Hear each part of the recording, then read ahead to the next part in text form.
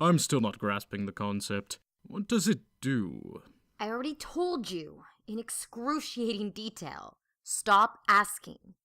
Just let me see if I understand you. Human beings have ruled this planet unopposed for thousands of years, created strongholds of ingenuity that stretch up to the skies and claim the skies as their own, with unparalleled technology that your ancestors could never have dreamed of. Yeah? And with all that power at your disposal, you choose to build this. It's called a toilet, Jayden. But why? It's a hygiene issue. You don't want waste in your house. The toilet carries it away. That's absurd! Why build an entire underground sewage system when you could just walk a few steps away and... Because I'll be heavily fined if you get caught, so don't you even think about it! Absurd. Not that I could, though, even if I tried. I haven't eaten in almost a week now. Have you no mercy? I gave you a steak this morning. I can't eat that! What is it, cow? It isn't ripe! Ripe? Ugh, right. You can't eat meat unless it's rotten. Or human. No. Come now, Demi, there must be someone the world wouldn't miss. A convicted criminal, a drifter, a lost child. At this point, I'd settle for grave meat. It wouldn't be hard to sneak into a cemetery and find a freshly dug plot. No! Just eat the steak, okay? I know it's not to your taste, but it's better than starving, right? That's a matter of opinion. Jayden chokes down the steak like a picky child being told to eat their veggies. I roll my eyes at his overdramatic antics. If he was really that hungry, he wouldn't be so stubborn. Just a minute! You? Hello, Demi. It's that lab-coated guy from the Chimera case. What was his name? Blokes? Stokes. Dr. William Randolph Stokes. Right. 2 questions, Stokes McGokes. How did you find me, and what do you want? You know, you'd be surprised just how useful access to the police database is. As for the latter, there are far too many interesting phenomena occurring in this town for me to just leave. I'm having the old Sienna Theater converted into a new lab, and there's much to investigate. There have been unsubstantiated reports in the last few days of large swaths of the population having difficulty sleeping, and the cause has yet to be determined. I'm real happy for you. Goodbye. Wait! If you recall when last we met, I told you I had my reasons for doing what I did. Son of a... Of course he has ulterior motives. What do you want? It can't be money if you have enough to convert a rundown old theater into a state-of-the-art lab. Besides, it's not like I have any money to give. No, you misunderstand me. Extortion is the furthest thing from my mind. And very messy business, I wouldn't recommend it. I'm here strictly as a friend to, study your companion. Right there. My companion? You mean Jayden? Oh god, Jayden! Not on my floor! Speaking of your companion, he looks rather unwell. Perhaps we should take him back to my lab and have him looked at. No, he's fine. He just... I'm ill. I told you I couldn't eat steak. It wasn't ripe. Ripe? How so? He can't eat meat unless it's rotten. But it's not like the grocery store has an aisle for decomposing foods, so I'm having trouble feeding him. And I'm not about to let him eat human flesh, no matter how much he begs. Oh, is that all? Come with me. With the right bacterial culture and a catalyst to speed up the process, we can ripen a steak for him in mere minutes. Really? Easily. I look at Jayden. He looks pathetic. He may be an inhuman monster, but I'm not. I can't let him starve. Okay, let's get this over with. It's strange coming back to the abandoned theater. There was a monster here, no matter how it was explained to the public, and people lost their lives because of it. I rub my arms to shake off the goosebumps my thoughts are giving me as we head through the large double doors. And instantly, I almost forget where we are. The creepily dilapidated old building looks totally different inside. Everything is white and pristine, plastic polymers and solid chrome replacing the wood and fabric. There's still some construction going on here and there, but nearly all traces of the theater are gone. The seating, the balconies, the railings have all been replaced with countertops, chemistry equipment, computers, and huge technologically advanced-looking machines. All that remains is the stage, though it seems to have been entirely rebuilt. Or at the very least reinforced, painted, and waxed. Couldn't bear to part with it, huh? It has its charms. Far be it from me to get rid of a perfectly wonderful platform for lecture. This way. Stokes leads us to an examination room. He tells Jayden to sit, which Jayden promptly ignores with a sneer, and gets to work on preparing the meat. True to his word, the steak is stinking in a matter of minutes. Suddenly obedient, Jayden plops down on the examination table and devours the rotting steak, not even stopping to acknowledge Stokes' poking and prodding. I take a seat and wait, watching as Stokes continues his examination, periodically plying Jayden with more meat to keep him cooperative. Incredible. His body appears to lack the digestive enzymes and gut flora necessary to break down fresh meat. Since spoiled meat has already begun to be broken down by bacteria, his body can process it. Fascinating. Perhaps the species began as scavengers and evolved into predators over time. And you say he claims to be able to eat fresh human meat? I wonder how that works. Perhaps I could procure a sample and see how his body reacts to it. Okay, I've heard enough. I'm going home. I still have homework to do, and I'm exhausted. I didn't sleep at all last night. Jayden, let's go. But he still has meat. You've already eaten a crate full! Hold on a moment. Demi, you said you had trouble sleeping last night? Yeah. Well, sort of. It's probably just stress from work and school and this jerk over here. I understand you wanted to return home, but please indulge me. Were you unable to sleep, or did you sleep without receiving its traditional benefits? The second one, I guess. Come to think of it, it was kind of weird. I lay down and closed my eyes for just a second, and the next thing I knew it was morning. I didn't even feel like I'd fallen asleep. I see. You just described what's been happening all over town, almost verbatim. I sleep in the reinforced observation room over there. I haven't felt any ill effects, though I've yet to discover why. You don't think... You're not implying it's an Otherfolk, are you? Otherfolk? Is that what you call these creatures? I guess. That's what Atiyah's family calls them. Ah, wonderful idea, Demi. What idea? Let's pay your friend and her family a visit. Perhaps they can provide some insight to the cause of this parasomnia. You're kidding, right? Just because some people are having trouble sleeping, we're going to assume it's an ancient monster from another dimension? No, I don't think so. And I doubt the Basilahs will either. Oh, it's definitely an Otherfolk. I'm glad you called. We'd been suspecting as much as well. Of course. I suspect it's some form of dream eater. There are many mysterious Otherfolk which live off the dreams of human beings. Now, there's no need to jump to conclusions. We don't know what's causing this phenomenon, but whatever it is, it's certainly not supernatural. With all due respect, Mr. Doctor? Yes, Dr. Stokes. With all due respect, you're a bit outside your depth here. I've been studying the Otherfolk all my life. I think I know one when I see one. Yes, of course. Anything that can't be explained by commonly held beliefs is automatically supernatural in origin. What is this, the Dark Ages? Pray tell, since you don't believe in Otherfolk, how do you explain the Chimera? A wonderful quirk in evolution. It's a tragedy I wasn't able to examine the beast further. The Otherfolk are ancient beings of great power and beauty. They are not to be taken lightly. I don't dispute your description. I find fault in your conclusion. Distinct difference there. True, the evidence may support your hypothesis, but that doesn't preclude it from supporting mine as well. I'm getting really tired of this posturing. As much as I've been enjoying you boys measuring your... egos, could you please tell them why we're here, Stokes? Yes, of course. As I was going to say before we meandered along on that tangent, if we're going to figure out what's causing this phenomenon, we're going to need more data. I suggest a sleep study. What good is a sleep study going to do against an Otherfolk? Since when is more data a bad thing? He has a point, Ithnanie. It may help us come up with a way of reversing whatever's happening. I still don't like it. Just shut up and meet us at the theater. You can even bring your books if you like. Maybe you can give Stokes McGokes a history lesson. Look at this place. It's so cool. It's like something out of a space movie. Yeah, it's definitely something. Hey, you okay? Have you been having trouble sleeping too? Mm-hmm. For some reason, it's been hitting me harder than most of my brothers.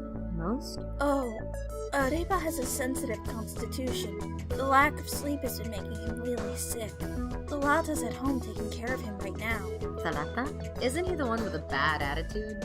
Yeah, Zalata can be pretty rough around the edges, but he isn't a bad guy. He's just pretty worried about Reba. Huh, go figure.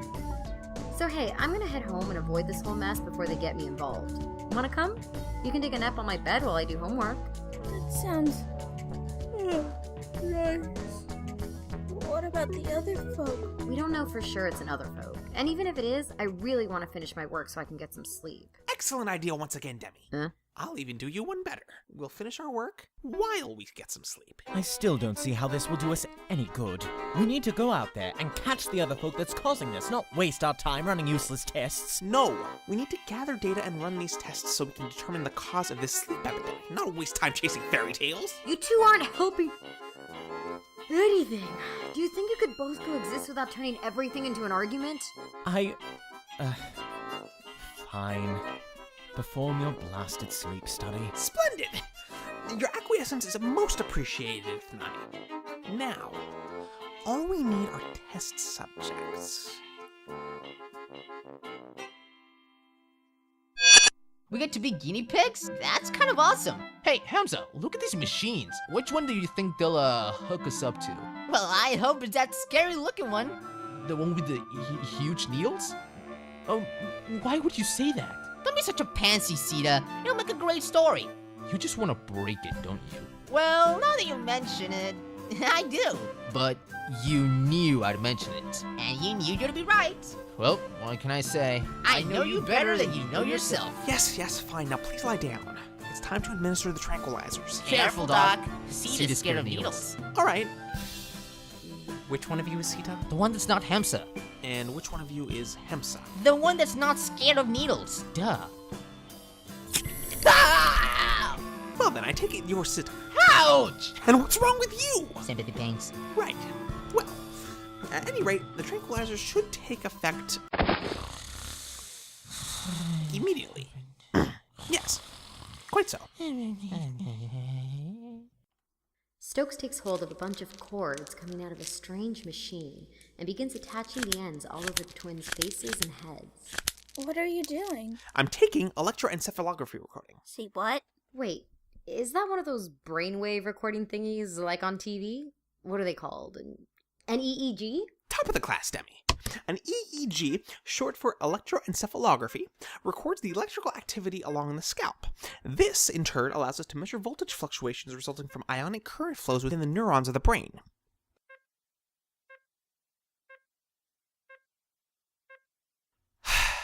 Yes, it's a brainwave recording thingy, like on TV. Complete waste of time. Alright, then let's take a look-see. There's nothing here. I know! Peculiar, isn't it? I don't think I understand. With that strong a sedative in their systems, they'd already be in REM sleep by now, but the electrical signals the EEG is reading are hardly changed from how they'd look when they're awake. It's as if they're being held just below lucidity. Think of it as sleep limbo, except a lot less bright. It doesn't take long for Stokes to start darting back and forth between machines, flipping switches and checking readouts. Wait, no, that can't be... Yes! There! We all turn to look at the great breakthrough he's found. I don't see anything, Mr. Stokes. Yes, you do, young Atiyah. You just don't know what you're looking at. See here? It's almost indistinguishable from the regular readings, but there's an ultra-low frequency signal embedded in the electrical activity. What does that have to do with anything? Perhaps if you had ever taken polysomnography, it would make sense, but I would be more than happy to educate you, Ithnanie. That isn't my field. You see, our body is designed to gradually change the way the brain operates as we get closer to REM sleep. Part of this process is what causes your body to be paralyzed while you're asleep. When you introduce an abnormal signal to the equation, one that interferes with your body's naturally generated rhythms, in theory, it would prevent you from sleeping and getting the all-important rest we need to function at peak efficiency. Yeah, that's great and all, but what does knowing about the signal get us? It means we can track the signal to its source and find a way to stop it. And how do you propose we do that, Randalf? Stokes rummages in a nearby drawer before taking out a weird-looking handheld thingy. With this, it's a miniaturized version of this device and should let us zero in on the source of the signal without too much fuss. Come along, Ithnanie. There's work to do. Stokes looks like a schoolboy as he stuffs the device into his pocket, grabs his coat, and runs for the door. Ithnanie doesn't look happy as he trudges behind him. I can practically hear the cursing from here. So what do I do in the meantime? Look over everyone until we get back. And if I were you, I wouldn't fall asleep. Tell me something I don't know. Yeah, you guys go ahead. Knock yourselves out. I'm going home. You coming, Atiyah? Atiyah? I look behind me and find Atiyah all curled up in a comfy-looking leather chair, fast asleep. I can't help but smile, just a little. She's still such a kid. Atiyah shivers. I remove my sweater and drop it on her. I can't exactly leave her here alone, so I guess I'm sticking around until her brothers come back. I plop down into the seat beside her and struggle to stay awake. I nod off for a second and have to shake my head to stay conscious. It's gonna be a long day. Demi, how about the two of us have a little chat? Jayden, where are you? You didn't mean to say that, but the words won't come out. Oh God, I can't talk. I can't make a sound. It is more of a private matter, though. Please give me just a moment to remove the interloper. Jayden sinks his claws into Atiyah and throws her across the room. I hear the sickening sound of her neck cracking, abruptly cutting off her screams. I push myself off the chair and onto my feet, but my whole body feels like lead. I can barely hold myself up, let alone move. I want to scream. I want to rush to Atiyah's side. Why am I so powerless? And there we are. Finally alone. Just like back in Lemuria. I'd warn you not to struggle, but honestly, I hope you do. It's so much more fun to watch. Nirvana, don't move! Don't move! Stop coming closer. Get away from me. No, don't change into your true form. Stay away. No! No, close your jaws. Don't! I can't breathe. I can't see. I can't even raise my arms to shield myself. Someone, make it stop!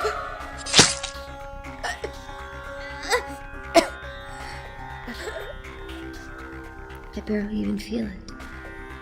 All I taste is blood in my mouth. Time to wake up, Demi. Time to... Wake up! I wake up in Stokes' lab, still sitting in a comfy leather chair. Immediately, I turn to look for Atiyah. She's sleeping peacefully beside me, cuddled up to my sweater like a swaddled baby. Just a nightmare. Were you dreaming? Well, that's a good sign.